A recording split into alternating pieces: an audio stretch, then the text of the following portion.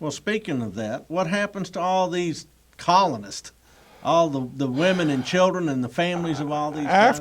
After the Alamo and Goliad has fallen and word spreads like wildfire through Texas that there's nothing between us and the enemy, women, children, old men, slaves participate in a mass exodus which is known in Texas history as the Runaway Scrape. Wow. And it's a mad dash for the Louisiana border. It's a mad dash to Galveston, where they could book passage to get to well, anywhere. A fast boat out of here. Yeah. But it seems, on the face of it, that Santana's desire to rid Texas of all these perfidious foreigners is working because most of the Texian settlers bug out. Yeah, it looks like it's going to work. Yeah. All right, so Sam Houston's retreating. He's thinking about Nacogdoches. The settlers are all fleeing. Mexico's won. Well, they're certainly winning. It certainly looks like that. Now, Houston. The Centralists have won. The Centralists have won.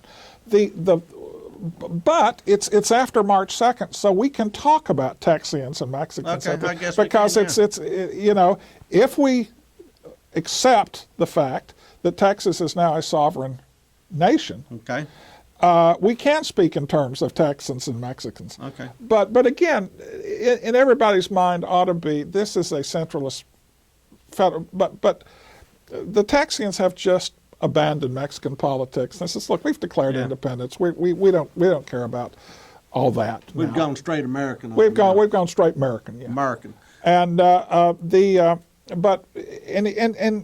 I don't demonize, and everybody thinks that I hate Sam Houston. I really don't. And if you look at the poor man, I had no idea. Well, if you look at the poor man and what he's up against, he is outnumbered tremendously. Yeah. He's got a ragtag, ill-disciplined army, and he's got one shot. I mean, he knows that. So I believe that what he wants to do is retreat beyond the Neches. Yeah. Because Andrew Jackson has told his commanders in Louisiana at Fort Jessup. Yeah.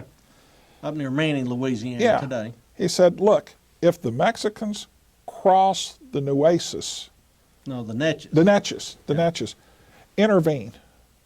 Ah, so that's the tripwire. That's kind of like the Yalu River line in a Korean context. Yeah. Because we don't want them that close. We don't want the Mexican army on our border. And I believe what Sam Houston is trying to do is lure Santana beyond the Neches. That triggers American involvement.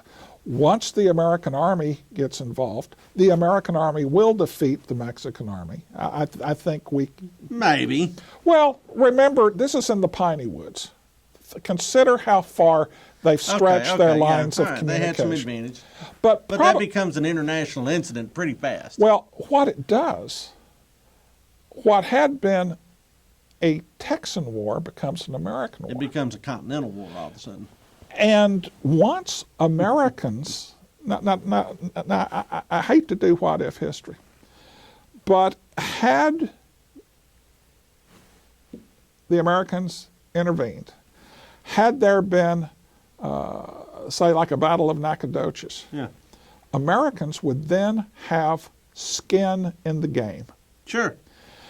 And I believe this sincerely, that all the people who endorsed independence believed that they would be independents for about 5 minutes. Oh, sure, like the West Florida revolt. Yeah, before they joined the United States. So independence is not something Texians, I believe, even take all that seriously. But once Americans have some skin in the game, Texas is annexed probably much, much earlier than it eventually was. Yeah. So imagine Texas coming into the state, into the Union, in say like the summer of 1836, rather than the March of 1846. Would have skewed a lot of subsequent events, wouldn't it? It certainly would have. And would the Texas character be the same? Because, you know, we are so proud that we were a sovereign nation, our own nation.